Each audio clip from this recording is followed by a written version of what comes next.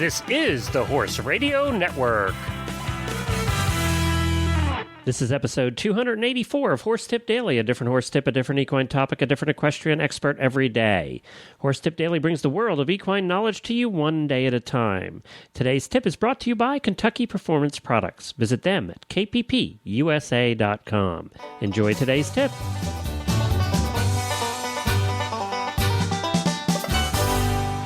Howdy, everybody. Glenn the Geek back with you from Lexington, Kentucky. And today we have a returning guest back with us by the name of Betsy Cohen.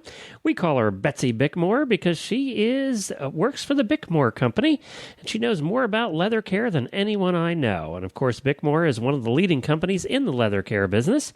Betsy has been working with them for over 10 years, and she's a delightful lady, and we always get emails after her, and always get Facebook responses on her tips because of, there's always these misconceptions about leather care and how to take care of leather, so we have her on a regular basis to set us straight.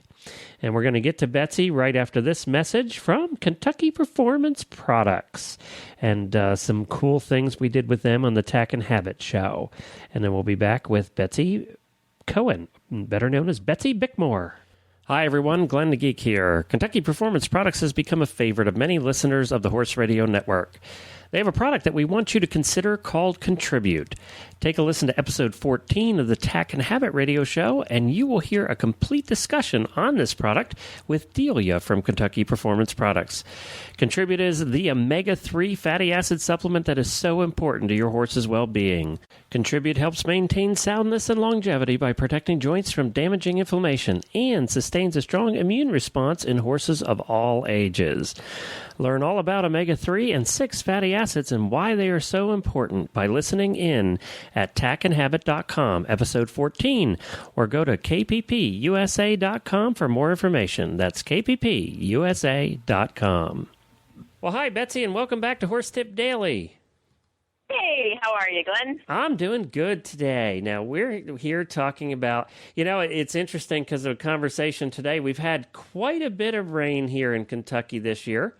And, I know our topic today is, and I often did wonder this, you're out on a trail ride or you're at a horse show and you have no choice but to have it's pouring down rain and your saddle's going to get wet. There's just nothing you can do about it. So what do you do after? How do you care for that saddle after it's been poured on? Well, and that is something, a lot of it depends on how wet it is. For the person who's on the trail ride and they're coming back and they get 15 minutes of a steady drizzle, so the saddle is damp but not soaked all the way through. It's basically you're going to get the saddle off, you're going to clean and condition as usual. And if you don't usually clean and condition your saddle after you ride, when you have it damp like that, you're going to need to. So you're going to clean it and condition it. When you put it away, you have to take a second look at where you're storing it, especially for the next 2 days. It needs to be in an area where there is airflow. It needs to be in an area where it is generally light. So dark basement, dark tack room with no windows, door closed, no lights on, those are not good places to keep that saddle. You have to remember mold, mildew loves dark, spooky places. They like it damp and yummy, and your saddle has so many good things left in it that they, you give them a little bit of dark and a little bit of wetness, and they're like, yum, feast, and they invite all their neighbors. So basically, go to a light area, keep the saddle, sometimes I just bring it right into my living room and keep it there for a day or two when it's been slightly damp like that, so I can kind of keep an eye on it, keep it conditioned, usually a day or two, and it's dry, and then I just go over it and recondition it, and we call it good, and continue using it. So you do you do let it dry first?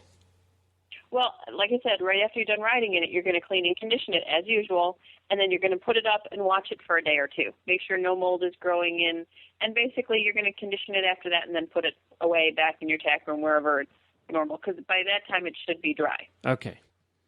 Gotcha. If the saddle is completely sopping wet, you've been stuck out for many hours, you are drenched, the saddle is pretty much dripping, at that point, do not clean the saddle. You are going to use a conditioner. I wouldn't use an oil.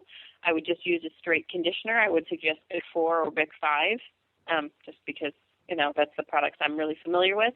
You're going to condition it. Again, you're going to put it away in a cool, dry area with a lot of airflow.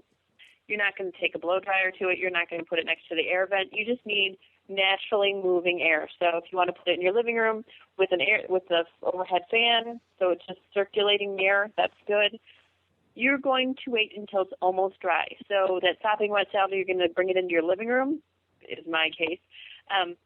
After a day, I'm going to condition it again that night really well. And I'm going to not just condition the top. I'm going to condition every inch of that saddle, inside, outside, everywhere I can get my hands into.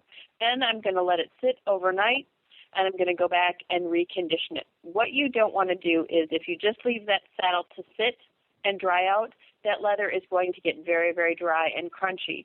It will not be soft and supple and yummy like it used to be. So you really need to condition it as it's going through the drying process.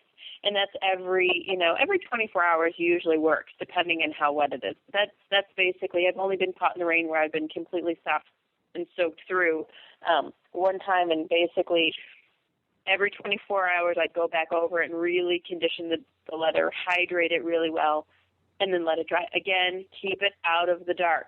You want to keep the mold and mildew as far away from that saddle as possible. You want to keep the air moving so it keeps that. When you get airflow, it's helping dry the saddle out in a good way, get the water out and keep the emollients and oils in there. And you just want to condition it, and then after 2 or 3 days and it seems dry to the touch, you're going to give it one last conditioning. At that point, there should be no dirt left on it because you've rubbed it all over so many times. And then you can go back and put it back in your tack room or wherever you usually keep it. If it still does not feel dry, you need to take more time and let it dry out. And be completely dry and just conditioned. We've all felt some of the saddles that have been used and abused and put up wet, and they're crunchy and hard. It is much harder to get the saddle back in good condition when it gets dried out like that than it is just to, baby it along for 2 or 3 days. What happens if you have to use it the next day? Just use it? Use it, but then again, go back and really condition it and keep it in a light area with airflow. That is so important because once you get mold is very, very difficult to get out of. Yeah, it's pretty much. Out of the saddle. Once you get it in your house or your saddle, you're stuck. Yeah. And there's really no way. I've had flockers go through, or saddle fitters and the master repair guys go through and totally rip out all of the flocking. Take vinegar and water to the inside of the leather. And when you're starting to use vinegar and water, you're stripping the finish off the leather. You're making a big, huge mess.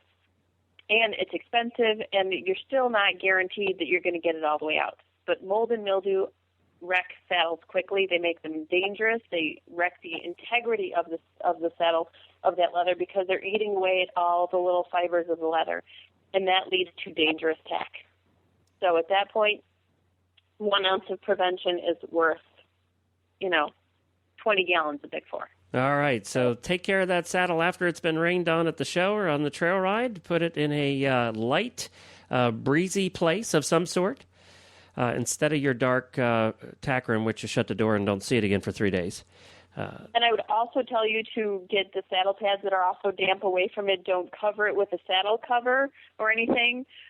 If you have to keep dust off of it, again, I'm putting it in my living room, so that's not a wildly dusty area. But if I have to cover it with something, I'm going to cover it with a piece of, actually it's a cut-open pillowcase, 100% cotton pillowcase that I just split up the side and laid it over the saddle, so it still allows that leather to breathe. Still allows some of the airflow to get to it, but again, it's keeping the dust and dirt off. Okay, cool. Well, Betsy, where can people find out more about Bickmore? They can visit us at www.bickmore.com.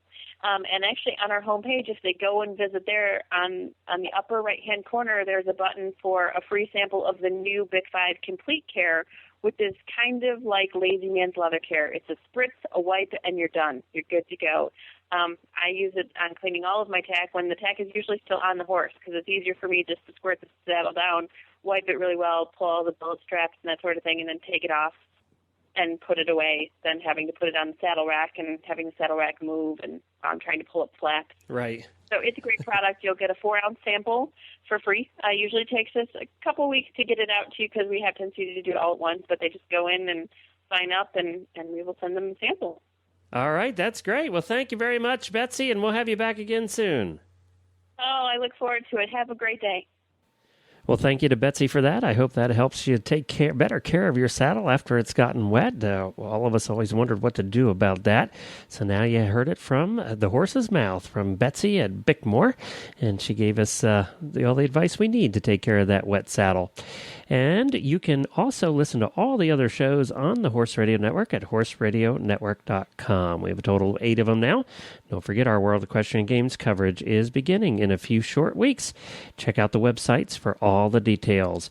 And I'll be back again tomorrow with another new expert and a different horse tip. Until then, stay safe, everyone.